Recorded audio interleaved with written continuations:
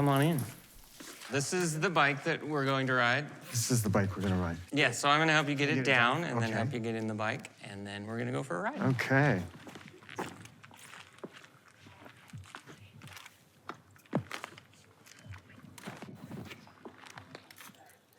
How's that feel? I think we got it. Terrific. My physical therapist recommended the National Ability Center to me. Are we ready to go? And then I came up and they suggested that for my amputation that I would be a great candidate for bikes. You think you could ride this bike 8 miles? I do. I do like this bike. You know, when I was a kid, they called me accident prone. I would go into the deep end of the pool, fall off the fence, and just take risks that really proved to me that I was unafraid.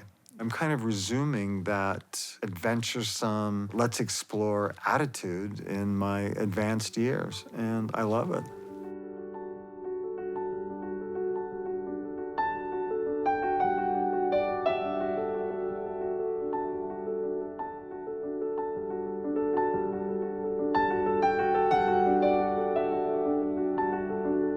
I decided at a young age kind of what I wanted my path to be in life.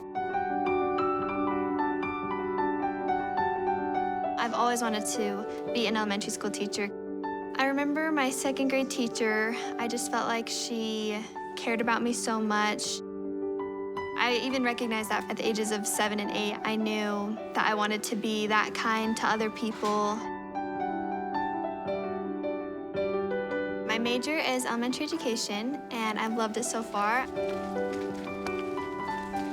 I'm excited to show students that no matter what their body looks like, they can accomplish whatever they want to accomplish in life.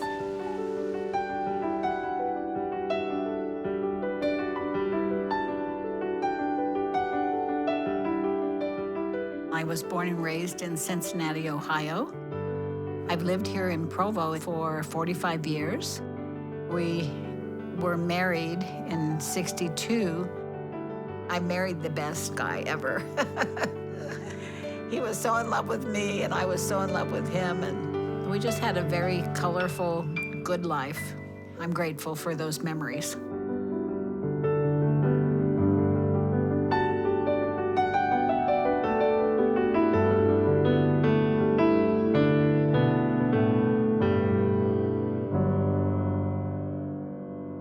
Welcome to Jones Cottage.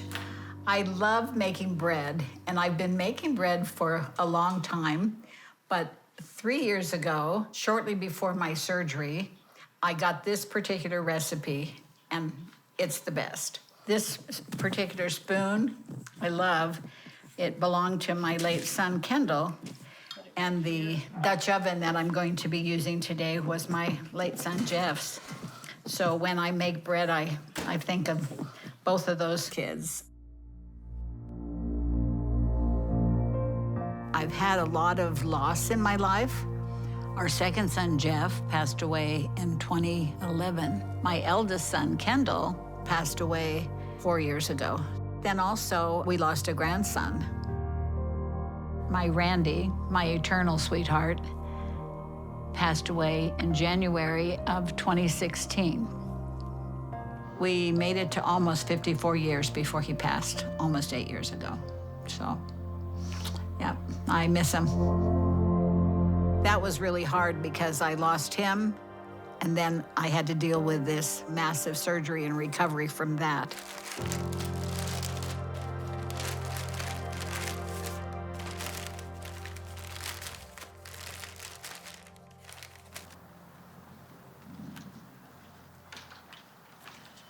Hello, special delivery. Thank you, Mom. You're welcome. Oh, well, nice to meet you. How are you? I'm good. How are you? Good. Just freshly made? Yeah, this is my baby. This is my hero. Oh, it's all good. It's all good. Oh, am I out of gear? Now you're in like the easiest gear. What's going on here? Your don't know. chain is off. It is? Yeah. Is it off? It is off. We'll stop at the stop sign. I'll hop off. There, it should be good to go now. Okay, so which way should we go? Nope, it's off the front and the back. How did you do that? I get nervous in front of a camera. Turn right, Turn left. right. Okay. In the month of December of 2017, I was probably at the lowest point that I've ever been in my life.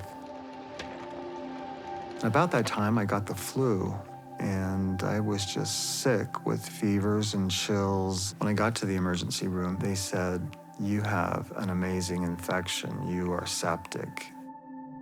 I had my diabetes very well under control, I thought, and they always told me to look for wounds. I didn't have any wounds. And on my left leg there was a patchy, scaly, slight reddish rash right above the ankle. I didn't think that was any big deal or diabetic related. The doctor told me that the infection is so bad that we need to remove your left leg. It was clear back in the fall of 2011 when I first noticed just a little lump here on the side of my leg. When they did a biopsy, it came back sarcoma cancer. And my doctor said, "This is a rare cancer and it comes back." And he said it often ends in an amputation. So I've known for over a decade that this was a possibility.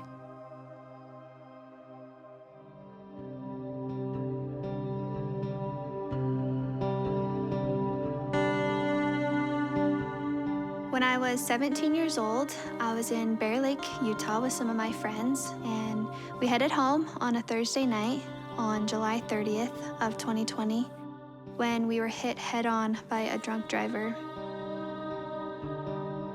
They estimated the driver was going about 70 miles per hour around the bend and just smashed right into our car.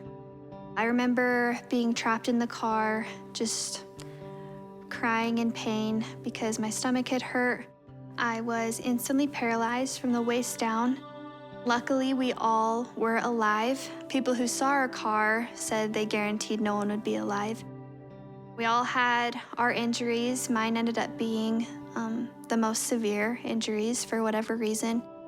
So my mom came in to be with me. She saw me as I was being wheeled to my first surgery, and she said, "I love you. The doctors are gonna take good care of you." And I said, "I love you." And that's about all I remember for the next 2 weeks.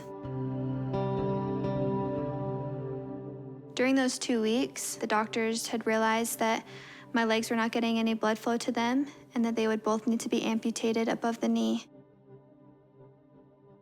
My parents had told me what had happened, and I didn't really grasp the concept at first. I didn't really understand kind of what that meant for me and for my life.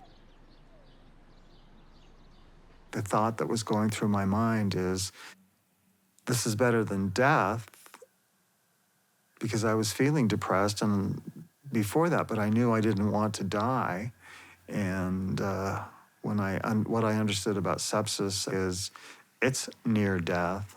I just remember thinking, I guess an amputation will relieve this pain, even though I'm without a leg. But I had no idea what the experience would be like. I'd never had any experience with knowing anyone who was an amputee.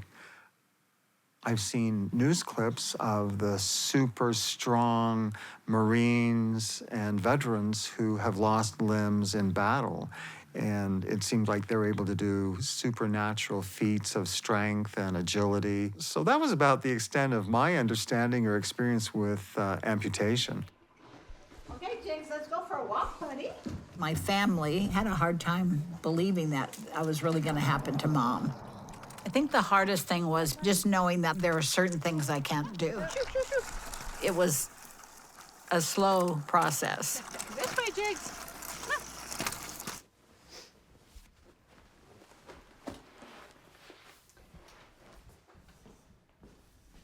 It felt like a long 3 months that I was in the hospital because I wasn't able to see my family and my friends and all the people that I love. So coming home was one of the most amazing days of my life. Come here. hair looks so cute. Look at my purple shirt. Oh, and your purple And shirt. it's striped. Did you know that's my favorite color? Yeah. Jason, hi, how are you? Good. Oh, I have you in it. you're so close. Oh. Oh. Okay, I have a feeling about this one. Ready? You reset it. Now I have no points.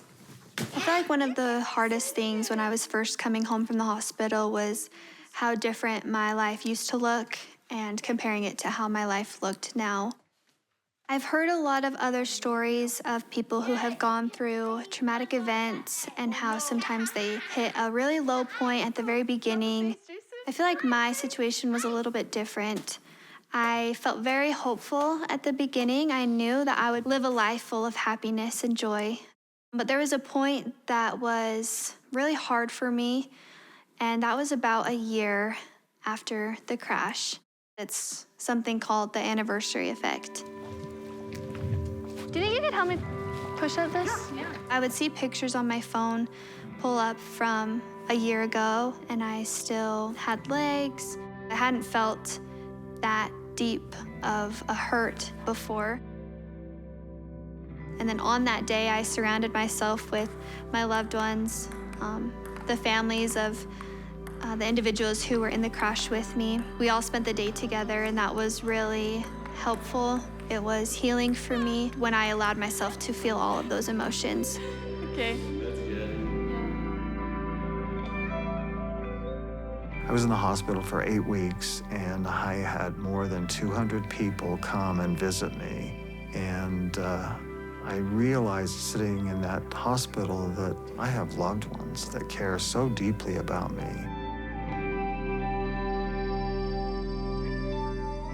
Now, with my grandkids, they're really proud of my willingness to make it work. There's a perk with all this. You've had to find new ways to do everything, and that's good for your brain. I'm okay with the things I can't do and grateful for the things I can.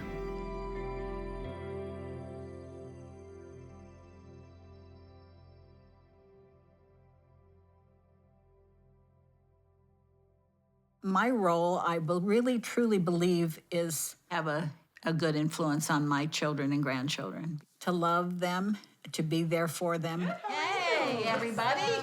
Hi, Eris. How are you? I am happy that this is a refuge, a safe place where we can gather and enjoy one another. Hey, everybody. Welcome, welcome, welcome. We're celebrating Kate's birthday today, and we're remembering fondly 2 other special birthdays. Jeff's birthday is on the 14th, and Jared's birthday was on the 16th. And so we're thinking of them with love and appreciation for so many memories. It's so wonderful to have you here. Jones Cottage is happy when you're here, and I'm happy when you're here. When we go through really difficult trials, you can't believe it, and then you're kind of angry, and then you're just asking why. But I think that, if you don't really grieve, that means you don't really love.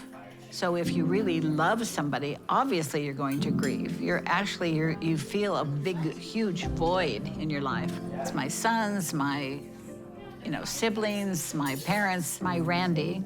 I grieve for all of them. So I don't deny the fact that I still have grief, but I don't let it overwhelm me. When you go through sorrow and when you go through grief, I think you're more compassionate for others who are struggling.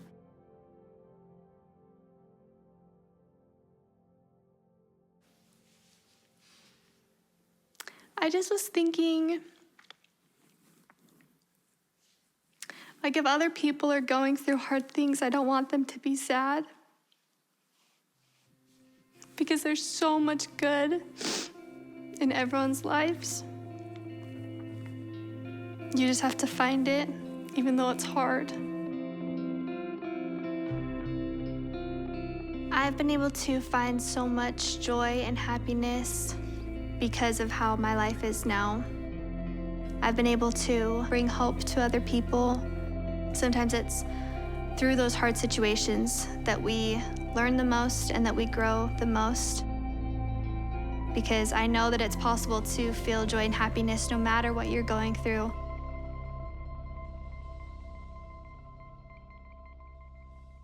I'm going to start skiing.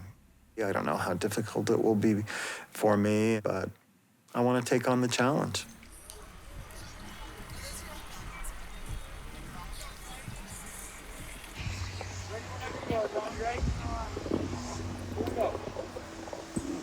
I didn't know what it would be like to be an amputee, but I think one of the things that has given me hope that I can share with others is you don't have to be a superhuman veteran to face amputation.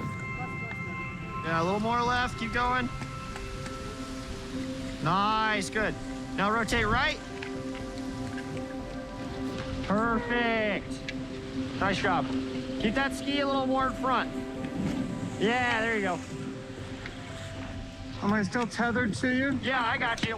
The new normal post-amputation has really helped me live life on a different level, a higher plane, and I've certainly experienced more joy. When I look back on that December when I was really depressed, I don't know who that person was. I'm a different person today. Of course, I'm no longer able to run the marathon or to race, and I don't play tennis, but I can take on new challenges and new opportunities and things that I never knew existed. Today was a great day. First time up on my feet, on skis in many years, and it was an interesting moment from where I really had some fear, like, I can't do this. And then after I'd been on the skis for a minute, I transitioned to this thinking that I can do this, and I did it. I can't really say I'm grateful to be an amputee, but I'm certainly glad that it has taught me I can do hard things. You know, it's interesting. I mean, I know I have an amputation, but once I get my leg on in the day, I just start the day. At first, I was always showing everybody, you know, I have an amputation. And now I feel like that doesn't have to be my focus, that I'm doing all right. I am a wheelchair user, but that's not everything that makes me who I am. I am the same person that I was before. I feel like I inspire others, not necessarily because I am in a wheelchair, but because I've overcome something. It's not a prevailing, overarching aspect of my life. It is what it is, but I don't make a big deal about it. I am an amputee, but it does not matter.